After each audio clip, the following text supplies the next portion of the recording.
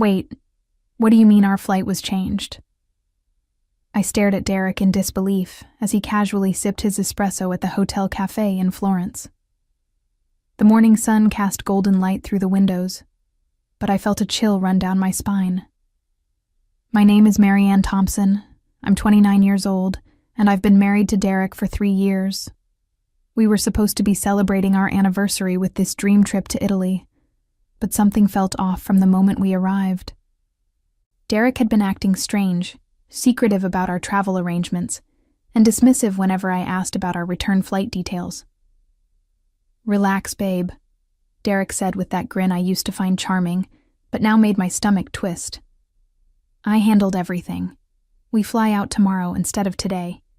Gives us more time to explore." I pulled out my phone to check our confirmation emails, but Derek quickly grabbed my wrist. "Trust me, I've got it all sorted. Why are you always so paranoid about travel details?" The word paranoid stung. I wasn't paranoid. I was responsible. Someone had to be, since Derek treated everything like a game. But I wanted to believe this trip could salvage what felt like our increasingly distant marriage. Maybe I was overthinking things. "Fine," I said, forcing a smile. "But can you at least show me the new booking confirmation? I like to have the details in my phone." Derek's expression darkened for just a moment before the smile returned. "Stop micromanaging everything, Marianne. Can't you just enjoy the moment? We're in freaking Italy."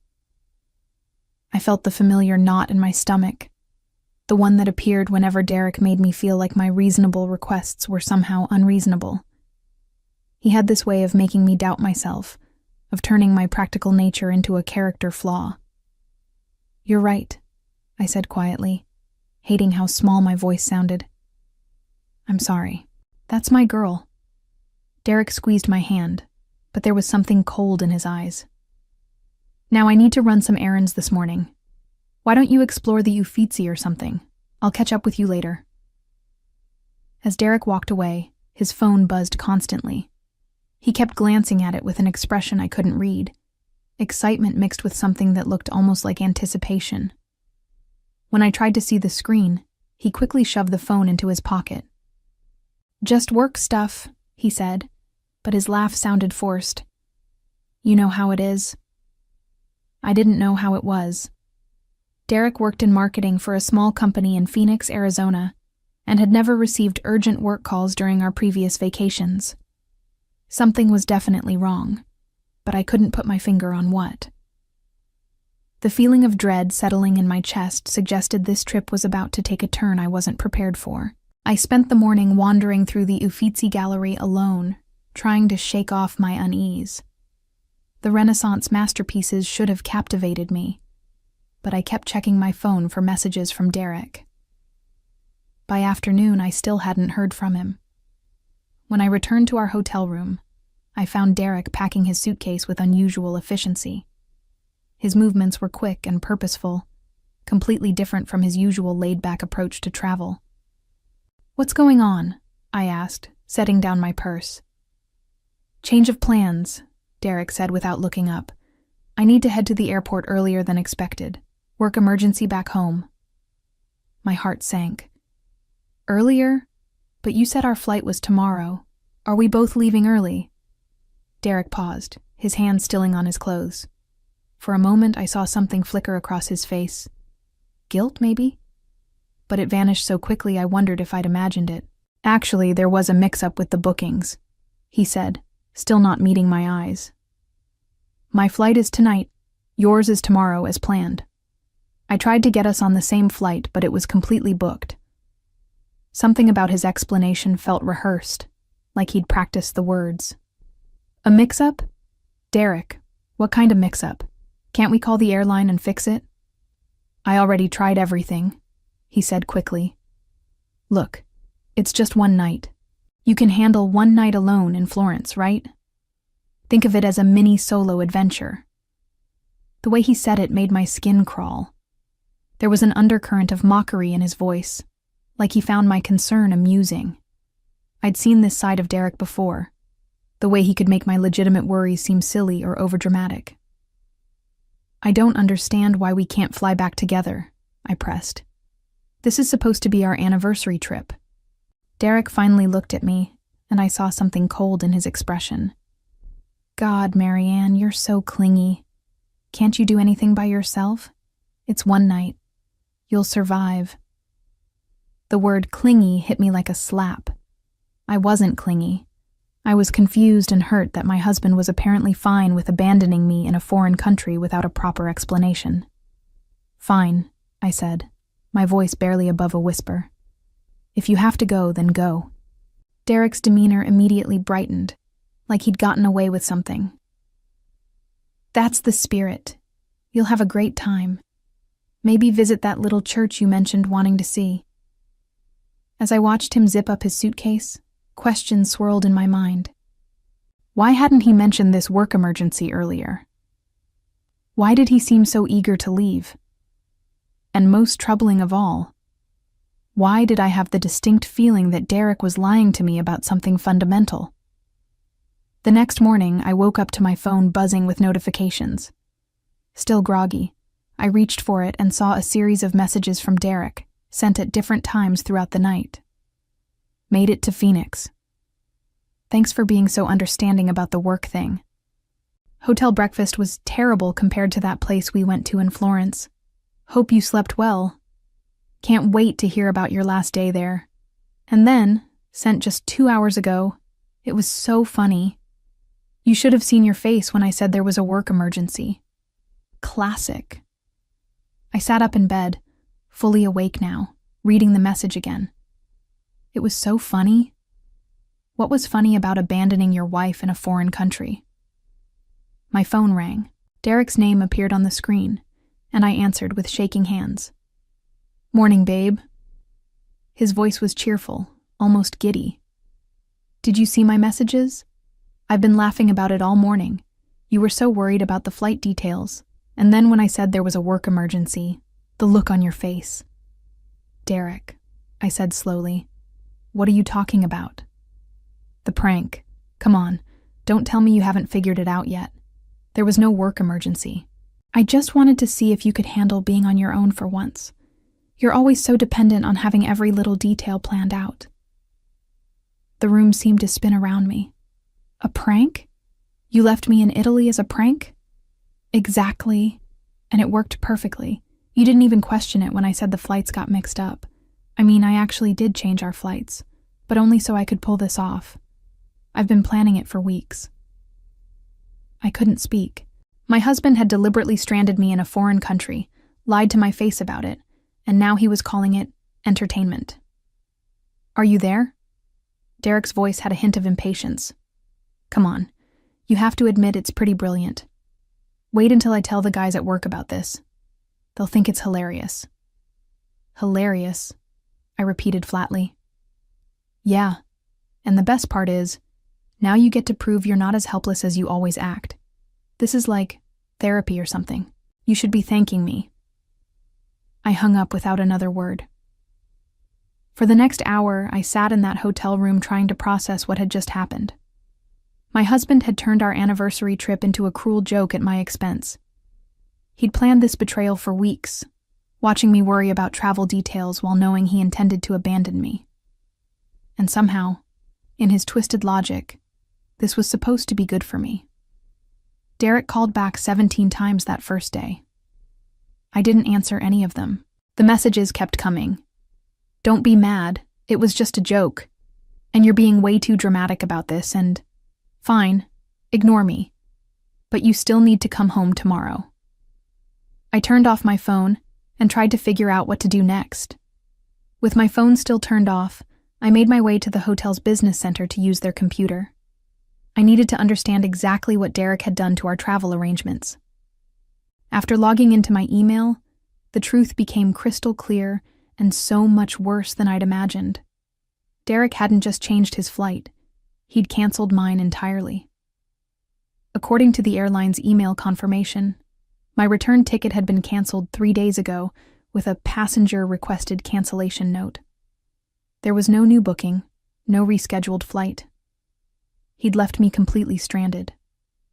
My hands shook as I called the airline from the hotel's front desk. The representative was sympathetic, but clear. Since Derek had booked the tickets and requested the cancellation, and since we were married, it had been processed without issue. Getting a new flight back to Phoenix would cost over $2,000, money I didn't have readily available since Derek managed most of our joint finances.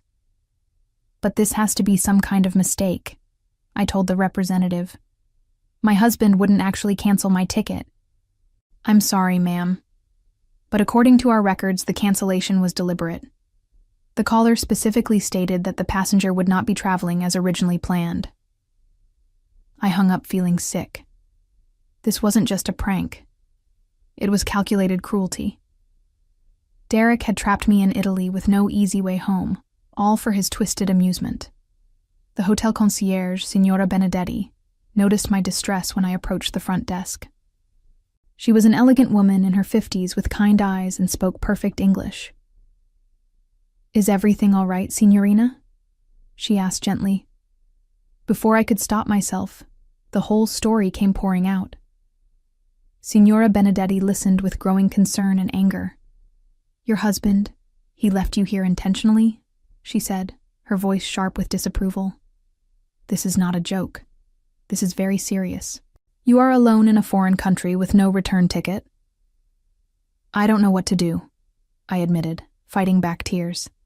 "I need to contact the American embassy, figure out emergency travel documents, find a way to pay for a new ticket." No, Signora Benedetti said firmly. "First you breathe, then you let us help you. My nephew Federico works with tourists in difficult situations. And there is someone else, Marco. He guides tours but also helps Americans with travel problems. Very trustworthy man. He has helped many people in situations like yours." She made a quick phone call in rapid Italian, then turned back to me. "Marco will be here in 1 hour. He knows the embassy procedures, the airlines, everything. Do not worry. Italians, we understand family problems, and we help." An hour later, I was sitting in the hotel lobby when a man approached. He was probably in his early 30s, with warm brown eyes and an easy smile that immediately put me at ease. "Marianne, I'm Marco Rossi. Signora Benedetti told me about your situation. I'm very sorry this happened to you." Unlike Derek, who would have already made jokes about the situation or found a way to make it my fault, Marco's concern seemed genuine. He sat down across from me and listened as I explained the full story. "Your husband," Marco said carefully, "he planned this before you came to Italy. Apparently for weeks. He thought it would be funny to see if I could handle being on my own." Marco's expression darkened. "This is not funny. This is cruel. A husband should protect his wife, especially in a foreign country, not abandon her for entertainment."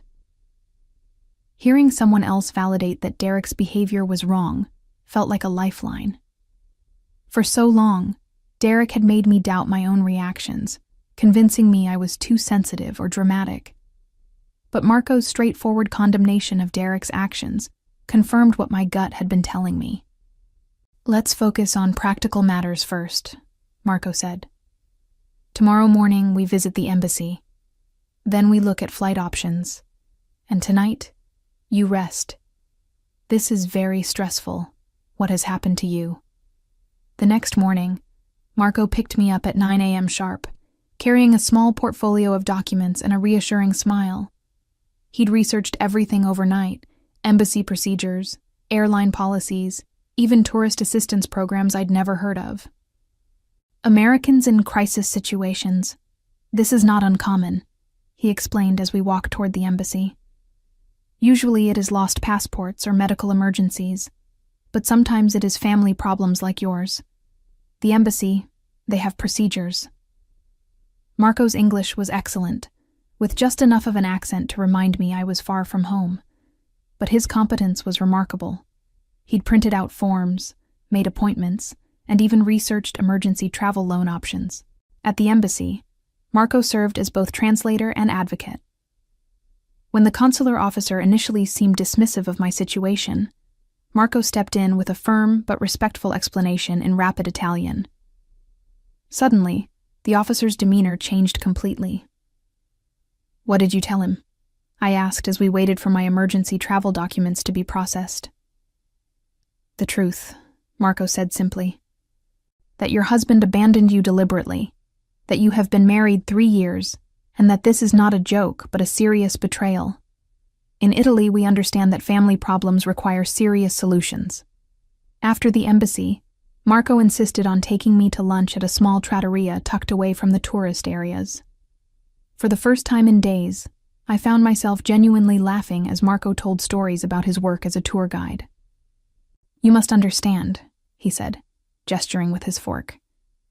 "Tourists, they come to Italy with many expectations. Some want to find romance, some want to find art, some want to find themselves.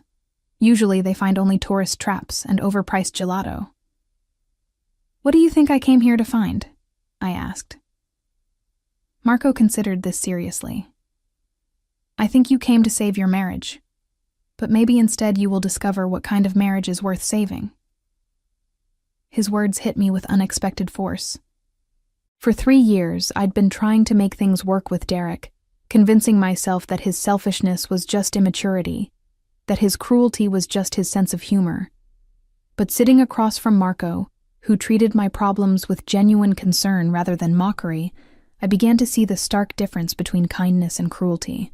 That evening, Marco offered to show me real Florence, the neighborhoods where locals lived, the family restaurants that had been serving the same recipes for generations, the hidden courtyards where teenagers gathered to play guitar. "Tourism, it shows you the surface," he explained as we walked along the Oltrarno district. "But if you must stay longer than planned, at least see the heart of the city." As the sun set over the Arno River, I felt something I hadn't experienced in years. Peace. Not the anxious peace of avoiding conflict with Derek, but genuine contentment. Marco asked thoughtful questions about my life back in Phoenix, listened without judgment, and shared stories about his own dreams of opening a small hotel in Tuscany. "You seem very sad about your marriage," he observed gently, as we paused on a bridge overlooking the water. "I think I've been sad for a long time," I admitted. "I just kept telling myself it would get better, that Derek would grow up, that I was asking for too much." "What were you asking for?" "Respect, I guess. Kindness. The feeling that my feelings mattered." Marco nodded. "These are not too much to ask. These are the minimum for any relationship." When Derek called again that night, 47 calls in total by now, I finally turned my phone back on. But I didn't answer. Instead, I sat on my hotel balcony, watching the stars above Florence, and thinking about what Marco had said about minimums and marriages worth saving. Over the next 5 days, Marco became my guide to more than just Florence. He showed me what it felt like to be treated with genuine care and respect. While Derek's idea of romance had been expensive restaurants where he spent most of the meal checking his phone, Marco brought me to his grandmother's favorite bakery at dawn to watch them make fresh cornetti, explaining the family history behind each recipe. She met my nonno during the war," Marco said as we shared warm pastries and coffee. "She always said the hardest times show you who people really are. When everything is difficult, you see if someone runs away or stays to help." Every morning, Marco helped me navigate the bureaucratic maze of rebooking flights, dealing with insurance claims, and managing the financial disaster Derek had created. Unlike Derek, who became impatient whenever practical matters took time, Marco approached each obstacle with calm determination. "Problems have solutions," he would say whenever I became frustrated with airline representatives or embassy paperwork. "We find the solution step by step." In the afternoons, he showed me hidden gems of the city. Artisan workshops where craftsmen had been perfecting their skills for generations, quiet gardens where locals brought their children to play, small museums tucked away in Renaissance palazzos. Each place felt like a gift, offered without expectation or agenda. "Why are you being so kind to me?" I asked one afternoon as we sat in the Boboli Gardens, watching children chase pigeons.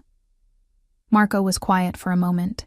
In my country, we have a saying, "Chi trova un amico trova un tesoro." Who finds a friend finds a treasure.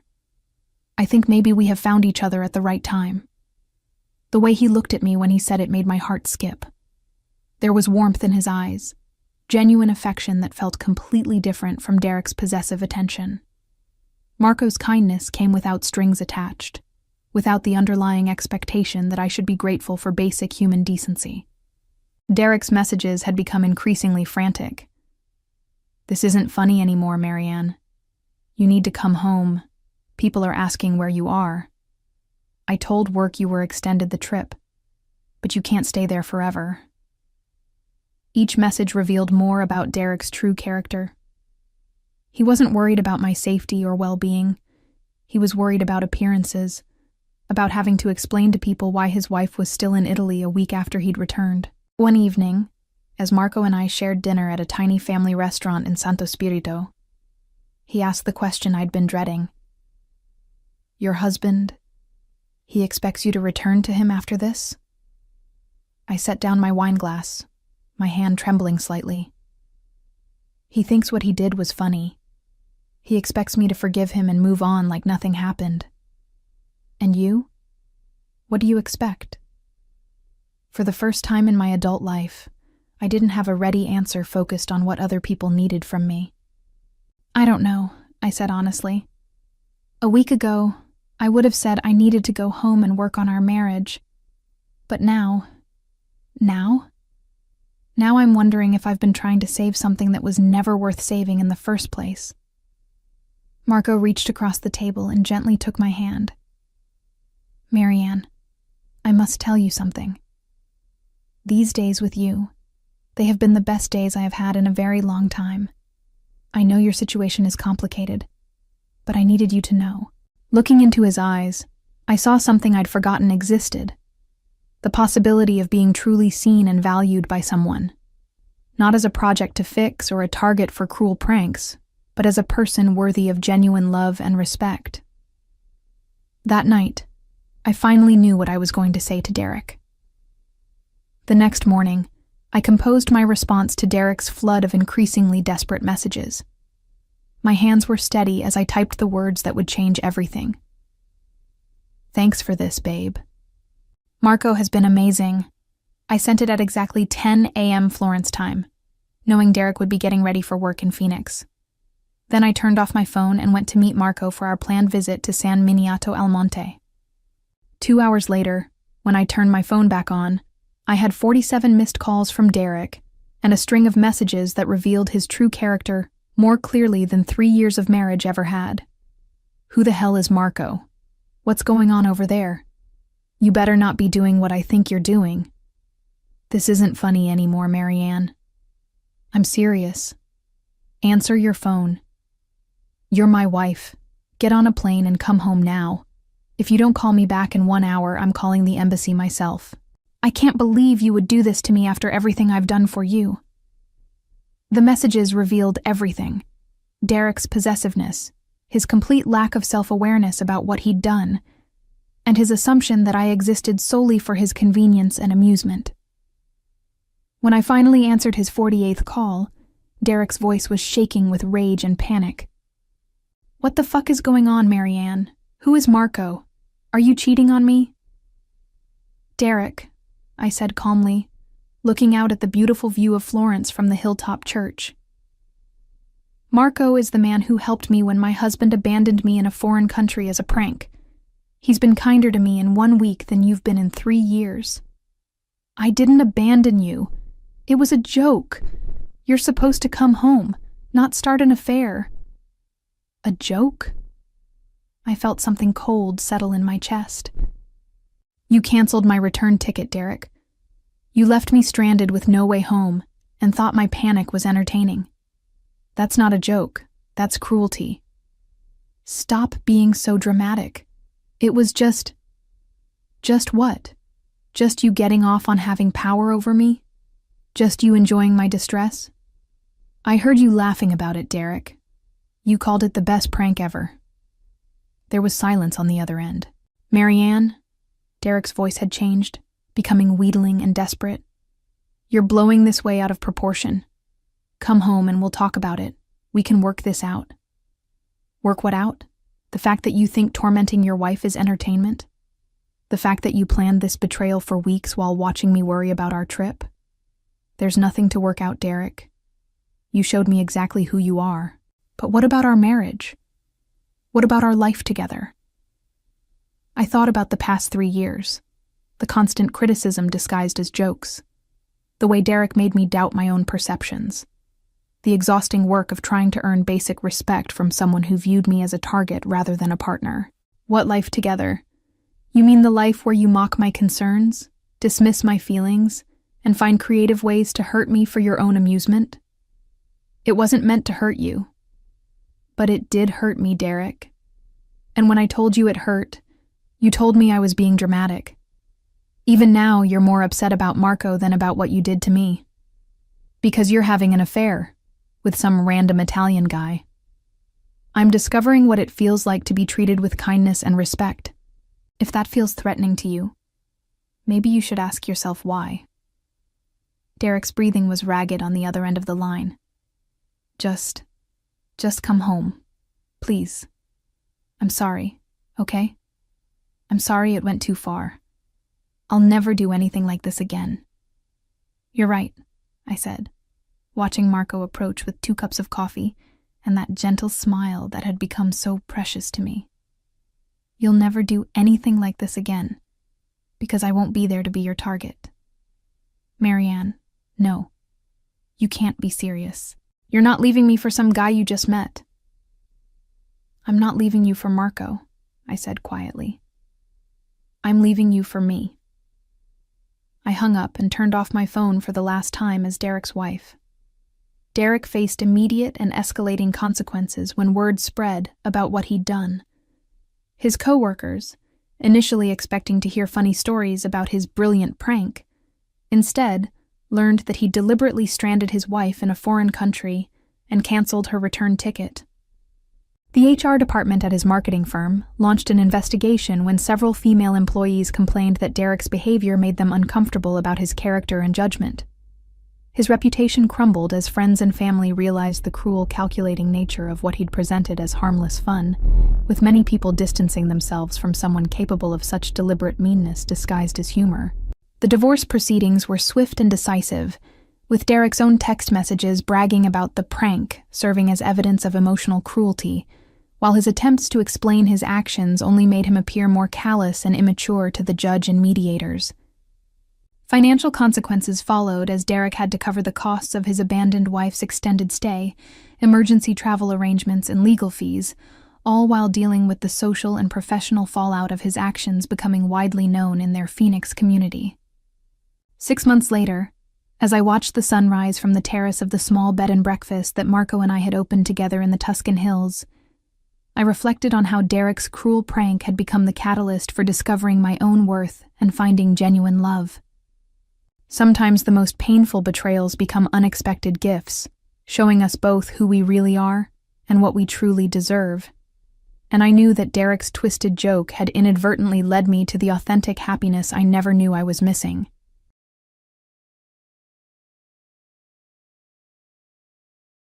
Your sister deserves nice things, my mother Rita said, her voice dripping with that familiar dismissive tone that had haunted my entire life. I stood there in the driveway of our family home in Portland, Oregon, watching my 23-year-old sister Jessica bounce excitedly around a gleaming silver Mercedes sedan like a child on Christmas morning. The August sun reflected off the pristine paint job, creating an almost blinding glare that matched the burning sensation growing in my chest. My name is Amanda. I'm 25 years old, and I work as a senior operations manager for Thornlin Audio, a mid-sized electronics company downtown. I've been financially supporting my parents, Harold and Rita, for the past 2 years, quietly paying their mortgage, car payments, and household expenses while they lived comfortably on their modest retirement income. What they didn't know was that every family gathering like today's barbecue felt more like a performance where I played the role of the forgotten daughter, while Jessica basked in the spotlight of their unwavering favoritism. Amanda, here's a little something for you too, my father Harold said, extending a small envelope toward me with the same enthusiasm one might show when handing over unpaid bills. Inside was a $50 Costco gift card. $50. I stared at the plastic card, then back at the $80,000 luxury vehicle that Jessica was already claiming as her own, posting photos on her social media with captions about how blessed she was to have such generous parents. "This is so incredible," Jessica squealed, running her manicured fingers along the leather interior. "I can't wait to drive this to work tomorrow. Everyone at the boutique is going to be so jealous." My mother beamed with pride, the same expression she'd worn throughout Jessica's childhood whenever my sister accomplished the bare minimum. "She works so hard at that retail job. She deserves something special." I bit back the urge to point out that Jessica's part-time position at an upscale clothing store barely covered her apartment rent, let alone car insurance on a Mercedes. Instead, I forced a smile and tucked the gift card into my purse. "Thanks. This is very thoughtful." The afternoon dragged on with the usual family dynamics playing out like a well-rehearsed script.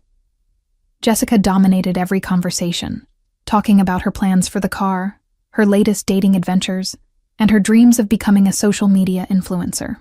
Meanwhile, I sat quietly, occasionally nodding when directly addressed, all while calculating in my head how my latest payment toward my parents' financial stability had indirectly funded this lavish gift for my sister. The irony wasn't lost on me that the very car Jessica was celebrating had my name on the financing paperwork. Growing up, I had learned early that love in the Peterson household was distributed unevenly. Jessica, with her blonde hair and bubbly personality, had always been the golden child who could do no wrong. When she struggled in school, she received tutoring and encouragement. When I excelled academically, earning a full scholarship to Portland State University, the achievement was barely acknowledged at the dinner table. The pattern continued into adulthood, where Jessica's minimum wage retail job was celebrated as finding her passion, while my steady climb up the corporate ladder was dismissed as just what Amanda does. 2 years ago, when my parents began struggling with their mortgage payments after my father's early retirement due to health issues, I had stepped in without hesitation. Harold had suffered a mild heart attack at 62, forcing him to leave his position as a manufacturing supervisor. Rita had never worked outside their home, dedicating her life to raising us and managing household affairs. When they confided their financial fears to me during a family dinner, I immediately offered to help. "Don't worry about the house," I had told them that evening. "I'll take care of the mortgage until you figure things out." What started as temporary assistance gradually became permanent support. Within months, I was covering not just their mortgage, but their car payments, utility bills, and maintenance expenses. When they needed a new vehicle last year, I had used my excellent credit score to secure financing for what I assumed would be a practical family car. The Mercedes had been Harold's choice, something reliable and comfortable for their golden years. I had agreed to the upgrade, thinking my parents deserved a nice vehicle after decades of driving used cars. The paperwork process had been handled entirely through me, with Harold and Rita treating the financial arrangements as merely bureaucratic details they didn't need to understand. I had explained that using my credit would secure better interest rates and terms, which they appreciated for the money it would save. What I hadn't anticipated was that they would eventually view the car as entirely separate from my financial contribution, as if the monthly payments I made were invisible acts of generosity rather than the reason they could afford such luxury. Jessica had always been oblivious to my support of our parents' lifestyle. She visited regularly, enjoyed the comfortable home environment, and never questioned how two people on a fixed retirement income could maintain such a standard of living. Her self-centered worldview didn't extend to wondering about financial logistics or considering the sacrifices others might be making on her behalf. As I watched her continue to pose with the Mercedes while our parents beamed with pride, I felt a familiar mixture of frustration and resignation. This wasn't just about the car or the gift card. This was about 25 years of being taken for granted, of having my contributions minimized while Jessica received credit for achievements she'd never earned. But as I stood there in the driveway, something shifted inside me. For the first time, instead of swallowing my disappointment, I began to consider what would happen if I simply stopped enabling this dynamic. The breaking point came when Jessica started making plans for her car that revealed just how completely my family had written me out of the narrative. As we moved from the driveway to the backyard patio, she was already on her phone, scheduling appointments for custom seat covers, researching premium sound system upgrades, and texting friends about weekend road trip ideas. The casual entitlement in her voice as she discussed these expensive modifications made my stomach turn. "I'm thinking of getting the interior detailed next week," Jessica announced, scrolling through luxury car service websites. "Maybe some custom floor mats with my initials. This car deserves the best care." Rita nodded approvingly. "You should definitely keep it in perfect condition. It's such a beautiful gift." I watched this exchange with growing disbelief. Not once in the past hour had either of them acknowledged how the car had actually come to be in their driveway. The financing, the down payment, the monthly obligations that would continue for the next 5 years. None of it seemed to exist in their version of reality. In their minds, Harold and Rita had simply decided to buy Jessica a Mercedes, and it had magically appeared. "Actually," I said quietly, setting down my glass of iced tea, "I should probably get going." "Already?" Harold looked surprised. "We haven't even cut the cake yet." I glanced toward the kitchen where a congratulatory cake sat waiting, decorated with frosting roses and the message, "Congratulations, Jessica," in flowing script. Another celebration centered entirely around my sister, funded by my financial contributions, with no acknowledgement of my role in making any of it possible. "I have some errands to run," I replied, pulling my car keys from my purse. Then, making what felt like the most natural decision in the world, I walked over to Jessica and held out my hand. "Can I borrow the Mercedes keys? I need to move it so I can get my car out." Jessica handed them over without hesitation, too absorbed in her phone to question the request. Harold was busy preparing the grill for a second round of burgers, while Rita had gone inside to check on the cake. None of them were paying attention as I walked calmly to the Mercedes, started the engine, and backed out of the driveway. As I drove away from the house in what Jessica believed was her car, I felt a strange sense of clarity wash over me. For 2 years, I had been subsidizing a lifestyle that my family took completely for granted. They had grown so comfortable with my financial support that they had stopped seeing me as a person with feelings, needs, or boundaries. The Mercedes wasn't just a car. It was a symbol of how thoroughly they had convinced themselves that my contributions were invisible and my feelings were irrelevant.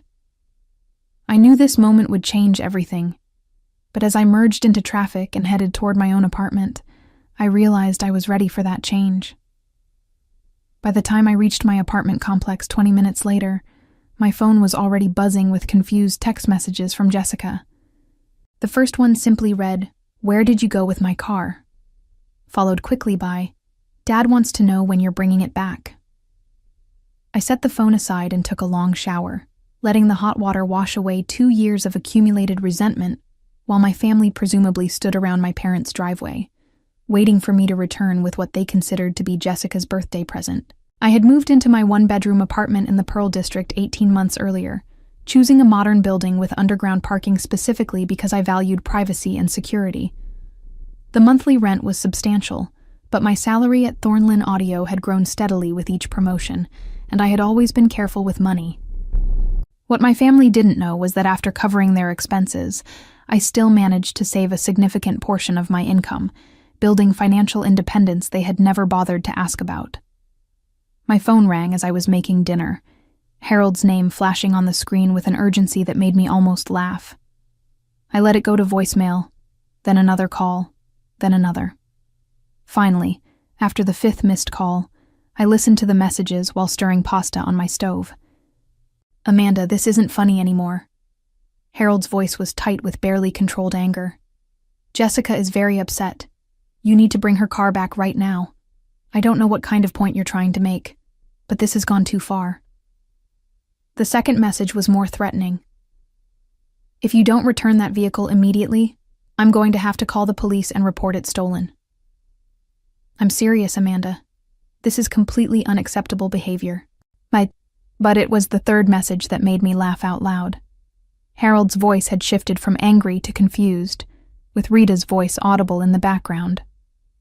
"We're looking at some paperwork, and there seems to be some kind of mistake. Call me back as soon as you get this. We need to straighten this out." I finished my dinner in peaceful quiet, watching the Portland skyline through my apartment window, while my phone continued to buzz with increasingly frantic messages from both parents and Jessica. The transformation from angry demands to bewildered questions told me they had finally discovered what I had known all along, that the Mercedes registered in my name, financed through my credit, with monthly payments automatically deducted from my bank account, was legally and financially mine. Around 8 p.m., I finally called Harold back. He answered on the first ring. "Amanda, thank God.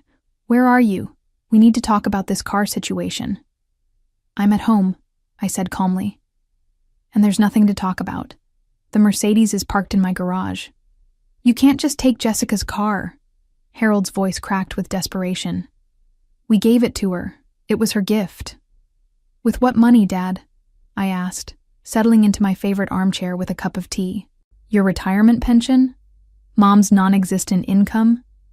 Or maybe Jessica paid for it herself with her part-time retail salary?" Silence stretched across the phone line. I could hear Rita talking urgently in the background, though her words were muffled. "You know we've been struggling financially," Harold finally said. "We couldn't have afforded something like this without your help. But that doesn't mean—" "It means exactly what it means," I interrupted. "I bought that car. My name is on the title, the registration, and the loan documents. My credit score secured the financing. My bank account makes the monthly payments. The car is mine." "But we intended it as a gift for Jessica." Rita's voice came on the line, apparently having grabbed the phone. "You were just helping us with the paperwork." "Really? And what about the down payment, the insurance payments, the registration fees?" I waited for an answer that didn't come. "For 2 years, I've been supporting this family, while you've acted like my contributions were invisible. Well, now you can see exactly what those contributions look like." The next morning brought a parade of phone calls that I let go to voicemail while getting ready for work. Jessica had apparently spent the night crying. Harold was threatening legal action he couldn't afford, and Rita was trying to negotiate some kind of compromise. But what struck me most was that not one of their messages included an acknowledgement of my years of financial support or an apology for taking me for granted. At Thornland Audio, my colleagues noticed my unusually good mood during our morning team meeting. Patricia, our marketing director, commented that I seemed especially energized as I presented quarterly operational improvements. If only she knew that my energy came from finally standing up to a family that had spent decades treating me like a walking ATM with no feelings or boundaries. During my lunch break, I called my bank to verify all the details I already knew by heart. The Mercedes loan was indeed in my name, with 3 years and 2 months remaining on the payments. The car was titled to me, registered to my address, and insured through my policy. There was no legal ambiguity whatsoever. The vehicle belonged entirely to me, regardless of my family's assumptions or intentions. My phone rang while I was reviewing these details with the bank representative. Jessica's name appeared on the screen, and for once, I decided to answer.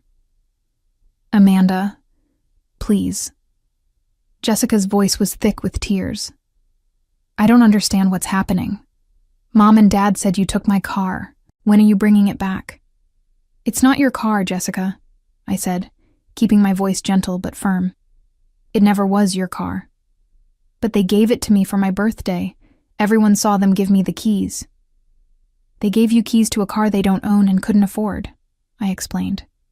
"I've been paying for that car since the day we bought it. I've been paying for a lot of things, actually." There was a long pause. "What do you mean?" "I mean that for the past 2 years, I've been covering Mom and Dad's mortgage, their car payments, their utilities, and most of their living expenses. The comfortable lifestyle you've been enjoying during your visits home, I made that possible." Jessica was quiet for so long that I wondered if the call had dropped. When she finally spoke, her voice was small and confused. I didn't know. Of course you didn't know, I replied. Because none of you ever asked how two people on a fixed retirement income could suddenly afford to live like they were still earning full salaries. You just accepted the comfortable house, the nice dinners, the gifts, and the generosity without wondering where it all came from. But I thought they were just managing well, Jessica said weakly. They were managing well because I was subsidizing their entire lifestyle, and instead of acknowledging that or showing any gratitude, they used my financial support to buy expensive gifts for you while handing me a $50 gift card. I could hear Jessica crying softly on the other end of the line. For a moment, I almost felt sorry for her. She had grown up in the same household I had, watching our parents shower her with attention and praise while barely noticing my achievements. In many ways, she was as much a victim of their favoritism as I was, just from the opposite direction. "What happens now?" she asked. "Now you learn what it's like to live without someone else paying for everything," I said. "And maybe Mom and Dad learn what it's like to be grateful for help instead of taking it for granted." That evening brought the confrontation I had been both anticipating and dreading. Harold and Rita arrived at my apartment building around 6 p.m., having somehow convinced the front desk security guard to let them up to my floor. When I heard the knock on my door, I already knew who it would be. "Amanda, we need to talk," Harold said the moment I opened the door. Rita stood beside him, clutching her purse like a shield, her eyes red from crying. I stepped aside to let them in, noting how they both glanced around my apartment with surprise. It was the first time either of them had visited my home, and I could see them taking in the modern furniture, the original artwork on the walls, and the floor-to-ceiling windows that offered a stunning view of the city skyline. This was clearly not the modest living situation they had imagined for their struggling daughter, who was helping them make ends meet. "Nice place," Rita said, unable to hide her shock. "You never mentioned it was so upscale." "You never asked," I replied, gesturing for them to sit on my leather sectional sofa. "Would you like some coffee?" Harold waved off the offer impatiently. "We're not here for a social visit. We need to resolve this car situation.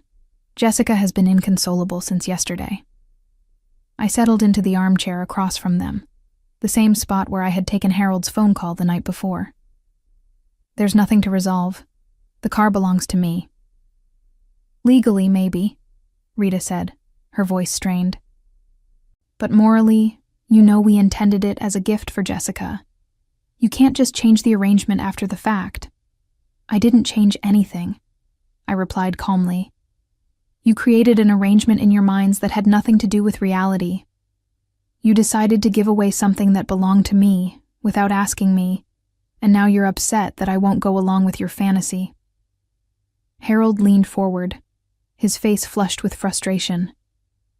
"Don't act like you bought that car for yourself. You helped us get financing so we could give Jessica something special. You knew what the plan was. The plan was for me to use my credit to secure a car loan because you couldn't qualify on your own," I corrected. "Everything else was your assumption. Just like you assumed I'd keep paying your mortgage forever, and cover your bills forever, and subsidize your lifestyle forever, all while being treated like a second-class family member." Rita's eyes filled with tears. "We never asked you to do those things. You offered to help." "I offered temporary help during a crisis," I said. "What I got instead was permanent financial responsibility with zero appreciation. Do you have any idea how much money I've given you over the past 2 years?" They exchanged uncomfortable glances, and I realized they had never bothered to calculate the total. Between the mortgage payments, car payments, insurance, utilities, maintenance, and emergency expenses, I've paid out over $60,000 to keep you living comfortably, I continued. "And yesterday, when you decided to throw a party to celebrate your generosity toward Jessica, you handed me a $50 gift card and told me my sister deserves nice things." The silence that followed was deafening. I could see them both processing this information, perhaps for the first time truly understanding the scope of my financial contribution to their lives. Finally, Harold spoke, his voice barely above a whisper. "We didn't realize how much you were doing." "You didn't want to realize," I said. Because then you would have had to acknowledge it, appreciate it, and maybe even treat me with the same consideration you show Jessica. The final blow came when I showed them the folder I had prepared.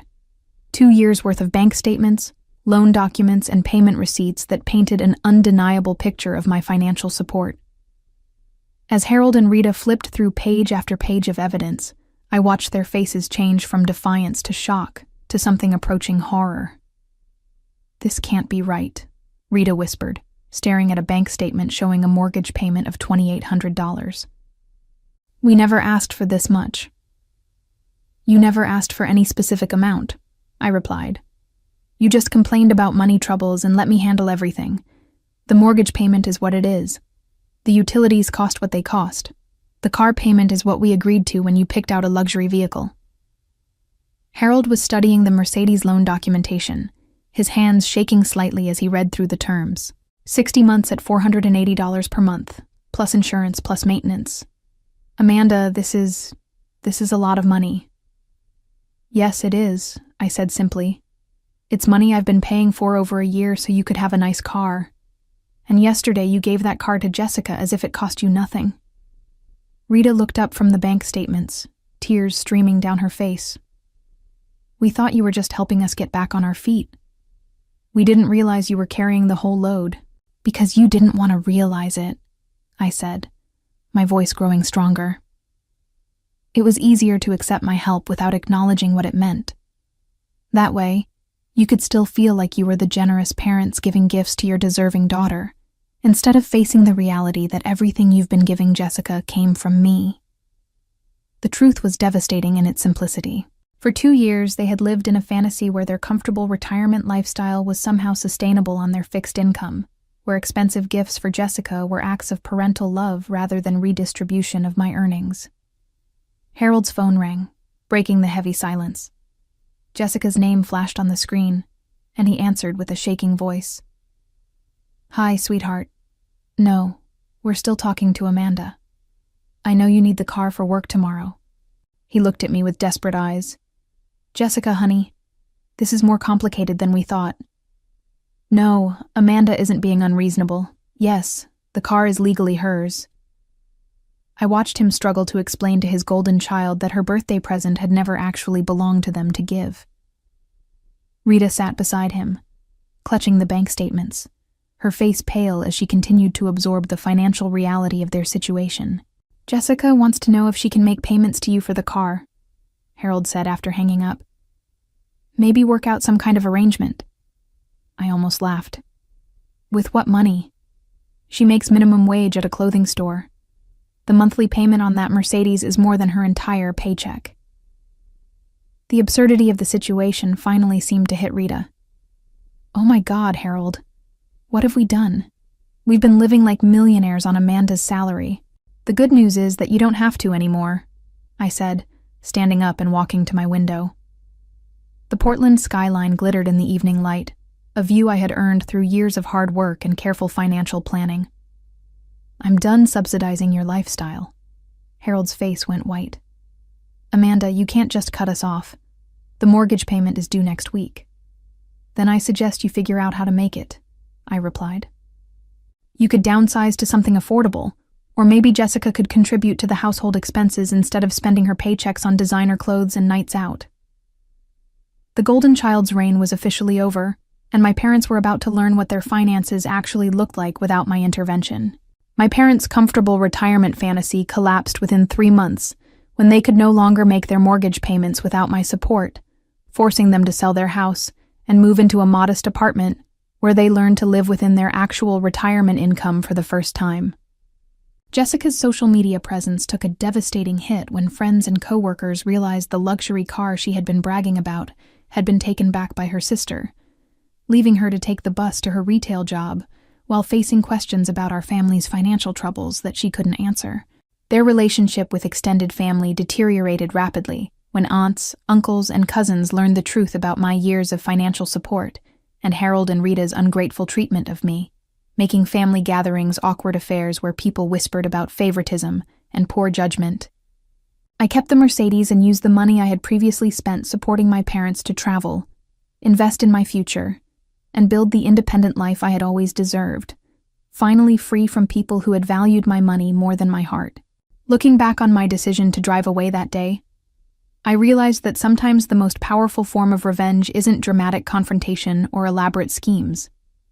It's simply refusing to allow people to take advantage of your generosity while treating you as if you don't matter, and discovering that your worth was never dependent on their approval.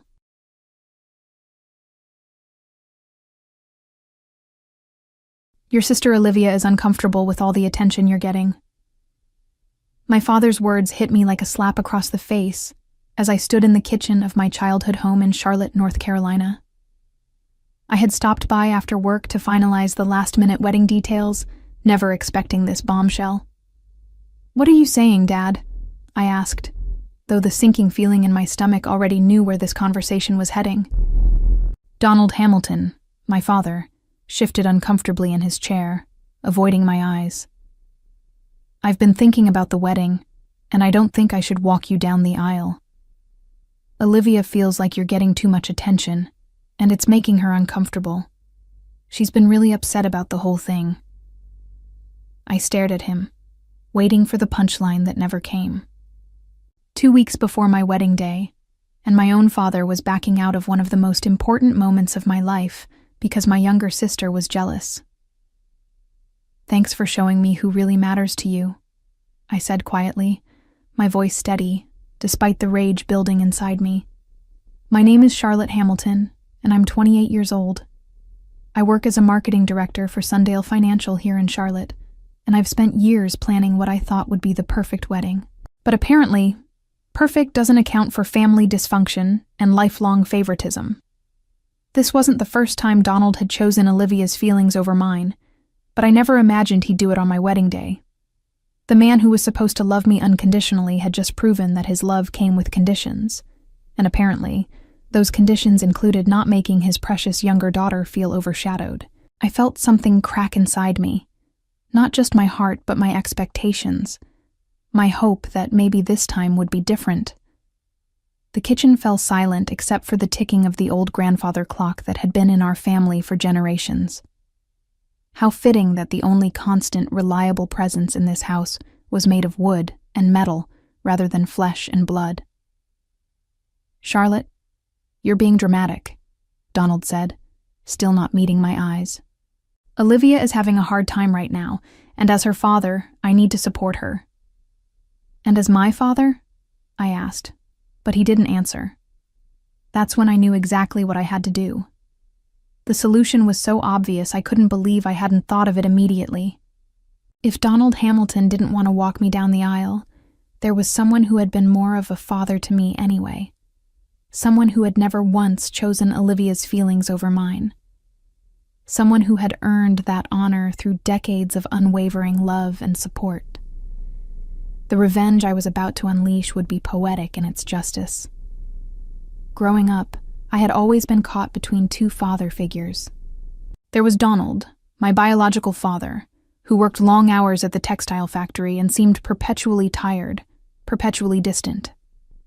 Then there was Grandpa Theodore, my mother's father, who had moved in with us after my mother died when I was 8 years old. Theodore Hamilton had been the one to braid my hair for school when Donald was too busy. He attended every parent-teacher conference, every school play, every graduation ceremony. When I had nightmares, it was Theodore who sat beside my bed reading stories until I fell back asleep. When I needed help with homework, Theodore was there with infinite patience. When I got my first job, Theodore celebrated with homemade cake and genuine pride.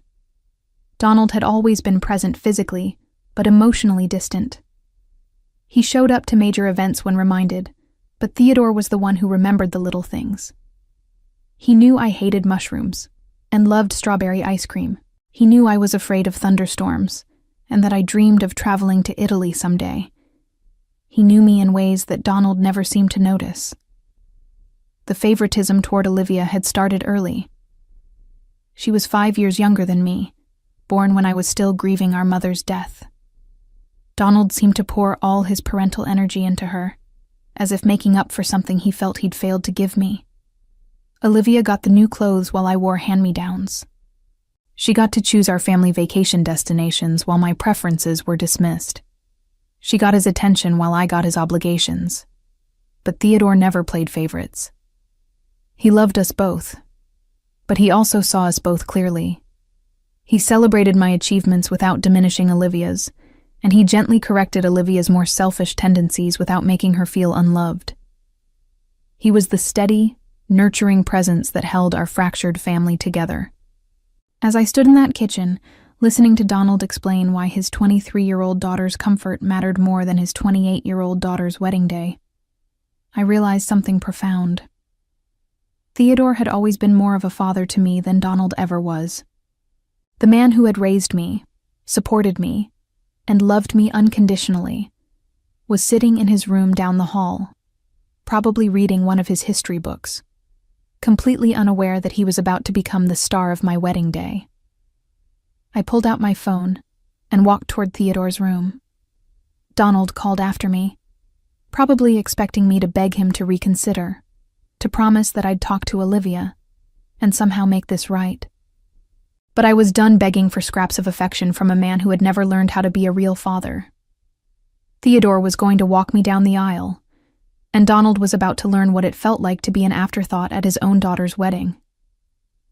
I knocked softly on Theodore's door, my heart pounding with a mixture of hurt and determination.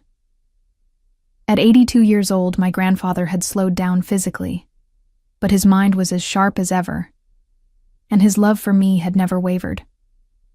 "Come in, sweetheart," his warm voice called out. I found him sitting in his favorite armchair, a biography of Winston Churchill open in his lap. His face lit up when he saw me, the same way it had every day for the past 20 years. This man had never once made me feel like a burden or an afterthought. "Grandpa, I need to ask you something important," I said, settling on the ottoman beside his chair. "Of course, Charlotte. What's on your mind?" I took a deep breath, trying to keep my voice steady. "Would you walk me down the aisle at my wedding?" Theodore's eyebrows rose in surprise, and he set his book aside. "What about your father? I thought Donald was walking you down the aisle." "He was.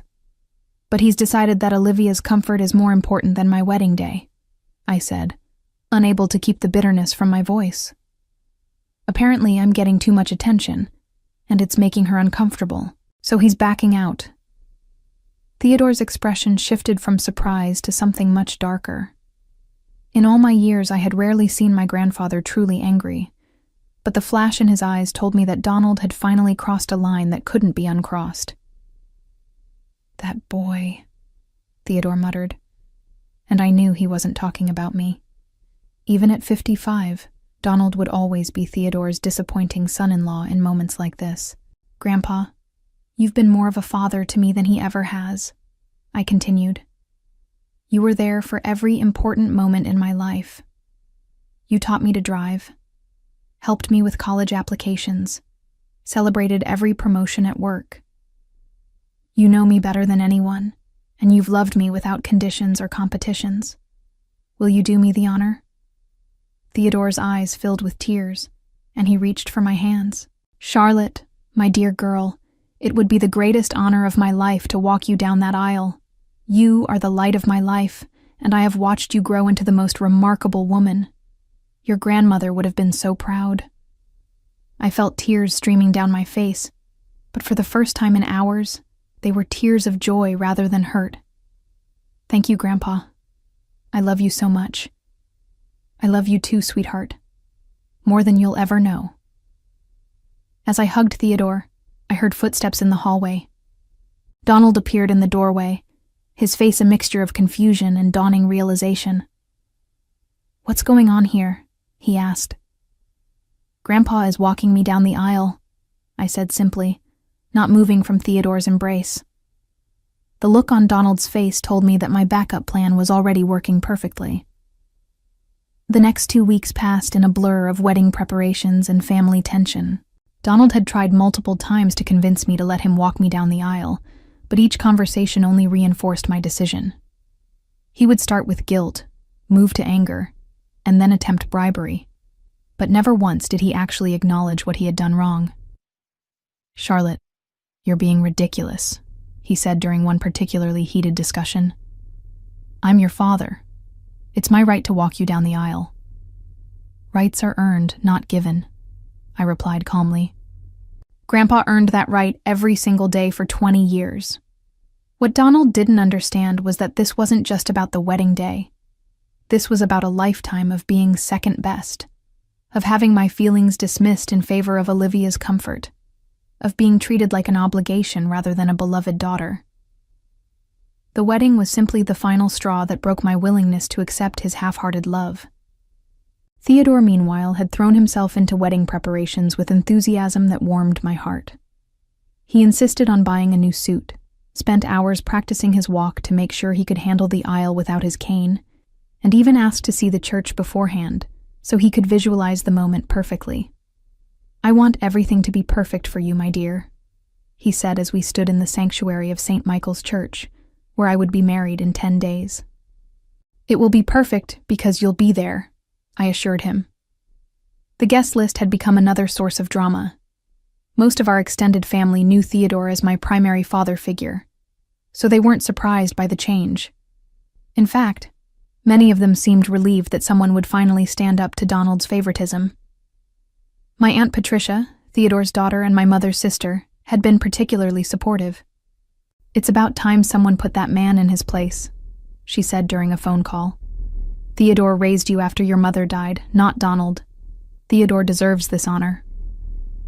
But Olivia was furious. She had called me 3 times, each conversation more heated than the last. "You're destroying our family," she accused during our final conversation before the wedding. "Dad is heartbroken, and it's all your fault. Dad made his choice when he decided your feelings were more important than my wedding," I replied. "I'm just living with the consequences of his decision." "You're being selfish and vindictive." "I'm being authentic for the first time in my life," I said. "I'm done pretending that Dad's neglect is acceptable just to keep the peace." The truth was, I wasn't trying to punish Donald as much as I was trying to honor the man who had actually earned the title of father in my life. Theodore had been my rock, my supporter, my cheerleader, and my guide. He deserved to walk me down the aisle not as a replacement for my father, but as recognition of who my real father had always been. 3 days before the wedding, Theodore and I met with Reverend Matthews, who would be officiating the ceremony. I had asked for a special addition to the traditional service. "Reverend, when you introduce the person walking me down the aisle, I'd like you to say something specific," I explained. "Of course, Charlotte. What would you like me to say?" "I'd like you to announce Theodore Hamilton, Charlotte's beloved grandfather and the father figure who raised her with unconditional love." Reverend Matthews smiled warmly. "That's beautiful, Charlotte. I think that's a perfect tribute to your grandfather's role in your life." Theodore squeezed my hand, tears in his eyes. "You don't need to do that for me, sweetheart." "I'm not doing it for you, Grandpa," I said. "I'm doing it because it's the truth." The morning of my wedding dawned clear and bright, a perfect October day in Charlotte. I woke up in my childhood bedroom, feeling a strange mixture of excitement and melancholy. This was supposed to be the happiest day of my life, and in many ways it would be, but the absence of my father's support cast a shadow over everything. Theodore knocked on my door at 8 a.m., carrying a cup of coffee made exactly how I liked it. "Good morning, beautiful bride," he said, his eyes already bright with pride and joy. "Good morning, Grandpa," I said, accepting the coffee gratefully. "Are you ready for this?" "I've been ready for this day since you were 8 years old," he said simply. We spent the morning getting ready together, something that felt surprisingly natural. Theodore had always been comfortable with the emotional intimacy that Donald had never managed. He helped me with my necklace, told me stories about my mother's wedding day, and held my hand when I got nervous about walking down the aisle. "Your mother would be so proud of the woman you've become," he said, as we looked at ourselves in the full-length mirror. and she would be proud that you chose love over obligation today. At noon, we arrived at the church. I could see Donald's car in the parking lot, and I felt a familiar knot in my stomach. He would be sitting in the congregation as a regular guest, watching his father-in-law fulfill the role he had abandoned. Part of me felt guilty for the humiliation he would experience, but a larger part of me felt vindicated. Actions had consequences, and he was about to experience his. In the bridal room, my maid of honor, Jessica, helped me with final touches to my dress and makeup. She had been my roommate in college and knew the full history of my relationship with Donald and Theodore. "Are you having any second thoughts?" she asked gently. "None at all," I said firmly. "Grandpa has earned this moment and Dad chose to give it up. I'm at peace with my decision." At 2 p.m., the music began. Jessica and the other bridesmaids walked down the aisle, followed by my flower girl, Olivia's 6-year-old daughter, Sophia, who had thankfully been kept out of the adult drama. Then it was time. Theodore appeared at my side, looking distinguished and proud in his new navy suit. He had traded his usual cane for a walking stick that had belonged to his own father, a family heirloom that made the moment even more meaningful. "Ready, my dear?" he asked, offering me his arm. "Ready, Grandpa," I said, taking his arm and feeling a sense of rightness that I had never experienced with Donald. The church doors opened, and I saw the faces of everyone I loved turning toward us. My husband-to-be, James, stood at the altar with tears in his eyes. The photographer captured every moment as Theodore and I began our walk down the aisle. But I also saw Donald sitting in the third row, his face a mask of regret and realization. Olivia sat beside him, looking uncomfortable and angry. They had gotten exactly what they asked for, a wedding day where Olivia wouldn't have to watch her sister receive their father's attention. But they clearly hadn't anticipated how it would actually feel to watch Theodore take the place of honor that Donald had thrown away. As we walked, I heard whispers of approval from the guests, many of whom knew our family history and understood the significance of this moment. This was it. This was my revenge. Sweet and public and absolutely justified. As Theodore and I reached the front of the church, Reverend Matthews stepped forward with a warm smile. "Dearly beloved," he began, "we are gathered here today to witness the marriage of Charlotte Hamilton and James Rodriguez. Charlotte is being walked down the aisle by Theodore Hamilton, her beloved grandfather and the father figure who raised her with unconditional love." The words rang out clearly through the sanctuary, and I saw several guests nodding in approval. Theodore squeezed my arm gently, his eyes shining with pride and emotion. "Who gives this woman to be married to this man?" Reverend Matthews asked. Theodore straightened his shoulders, his voice strong and clear despite his 82 years. "Her grandmother Margaret and I do, with all our love and blessing." I glanced back toward the congregation and saw Donald's face had gone pale. The public announcement of Theodore's role, combined with the traditional giving-away ceremony, had made it crystal clear to everyone in attendance who had actually earned the right to this honor. Several relatives were looking between Donald and Theodore, with expressions that ranged from approval to barely concealed judgment. Olivia sat rigid in her seat, her face flushed with what looked like embarrassment, rather than the satisfaction she had probably expected to feel. She had wanted less attention on me, but instead, she had created a situation where everyone in the church was acutely aware of our family drama and Donald's failure as a father.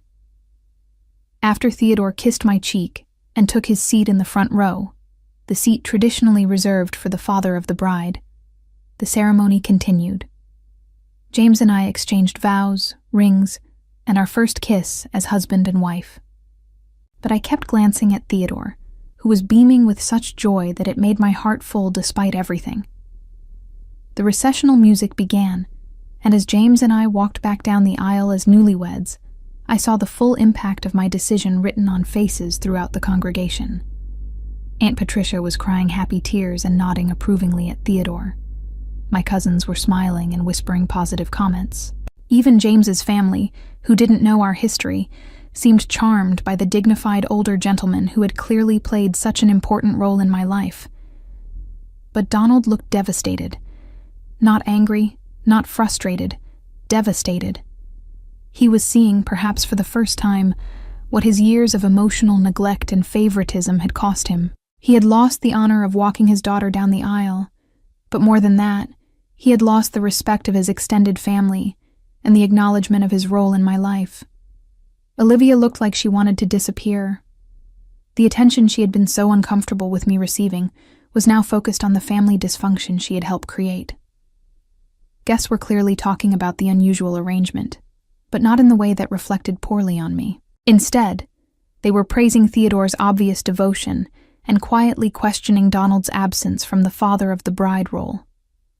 As we reached the back of the church, Theodore caught up with us, moving more quickly than I had seen him move in years. "Charlotte, my dear girl," he said, tears streaming down his face. "That was the most beautiful ceremony I've ever witnessed. I am so proud to be your grandfather, and so honored that you chose me for this moment. Thank you for being the father I needed when I needed one," I said, hugging him tightly. Behind us, I could hear the murmur of guests discussing the ceremony, and I knew that the story of Theodore's walk down the aisle would be told and retold at family gatherings for years to come. Donald's absence from his traditional role would become family legend, a cautionary tale about the consequences of favoritism and neglect. My revenge was complete, and it was perfect. The reception at the Charlotte Country Club was everything I had dreamed it would be, made even more special by Theodore's presence at the head table. As the father figure who had walked me down the aisle, he sat in the place of honor typically reserved for the father of the bride, while Donald sat at a regular guest table with Olivia and her family. During the cocktail hour, I watched as guest after guest approached Theodore to congratulate him and share stories about his role in my life. My college friends talked about how he had visited me at school and taken me out for dinner whenever I was homesick. My coworkers mentioned how he attended every one of my work presentations and company picnics. Family members shared memories of Theodore stepping in to fill the gaps that Donald had left. "Theodore, you did such a beautiful job walking Charlotte down the aisle," said Mrs. Henderson, our longtime neighbor. "You could see how much that moment meant to both of you." "It was the honor of my lifetime," Theodore replied, his voice still thick with emotion. Meanwhile, I noticed that Donald was having very different conversations. People were politely asking where he had been sitting during the ceremony, and his explanations were met with confused and sometimes disapproving expressions. The story was spreading through the reception, and not in a way that painted him in a favorable light. When it came time for the father of the bride's speech, I stood up and took the microphone. "I want to thank someone very special," I began, looking directly at Theodore. "Grandpa, you have been my rock, my guide, and my biggest supporter for the past 20 years. You taught me what unconditional love looks like, and you showed me every day that actions matter more than titles. Thank you for being the father I needed when I needed one most. This day wouldn't have been complete without you by my side." The applause was thunderous, and I saw several guests wiping away tears. Theodore stood up and bowed slightly, his face radiant with pride and joy. As the evening progressed, the full weight of Donald's choice became increasingly apparent. During the traditional father-daughter dance, I danced with Theodore instead, and the DJ announced it as Charlotte dancing with her grandfather Theodore, who raised her and walked her down the aisle today. The symbolism was unmistakable. Every tradition that typically honored the father of the bride was instead honoring Theodore, while Donald sat at his table looking increasingly isolated and regretful. Olivia had stopped trying to defend their decision and was now staring at her plate, clearly uncomfortable with the attention her manipulation had brought to the family dysfunction. After our dance, several other family members approached Theodore to shake his hand and express their admiration for his devotion to me. My great-aunt Helen, the family matriarch, made a point of telling him loudly enough for nearby tables to hear. "Theodore, you've always been the real father in Charlotte's life. Everyone in this family knows that. You earned this honor." Donald overheard this comment, and I saw him flinch as if he'd been physically struck. The public recognition of Theodore's superior claim to the father role was exactly what I had hoped for, but seeing Donald's pain was more complicated than I had expected. I felt vindicated but not cruel, satisfied but not vengeful. As the reception wound down, Donald approached me hesitantly. "Charlotte, I need to talk to you," he said quietly. "What is it, Dad?" "I made a mistake," he said, his voice barely above a whisper. "A terrible mistake. I should have been the one walking you down that aisle, and instead I let Olivia's jealousy convince me to give up the most important moment I'll ever have with my daughter." I looked at him for a long moment, seeing genuine regret in his eyes for the first time. "Yes," I said simply. "You did." The months following my wedding brought consequences that reached far beyond that single day. Donald faced years of family ostracism when relatives learned he had refused to walk his daughter down the aisle due to his other daughter's jealousy, making him appear weak and favoritism-driven to extended family who had always respected my independence and achievements. Olivia lost her sister's love permanently when I realized that her selfishness had cost us both our father's presence at the most important day of my life, leading to complete estrangement between us that would last for years. Donald's relationship with both daughters deteriorated as I maintained limited contact, while Olivia grew resentful that her manipulation had backfired and created family drama she couldn't control, leaving him isolated from both children he had failed in different ways. Theodore became the acknowledged patriarch of my new family, present for every milestone and celebration, while Donald was excluded from future grandchildren's lives and major family events, having proven through his absence that titles don't make fathers. Presence and love do.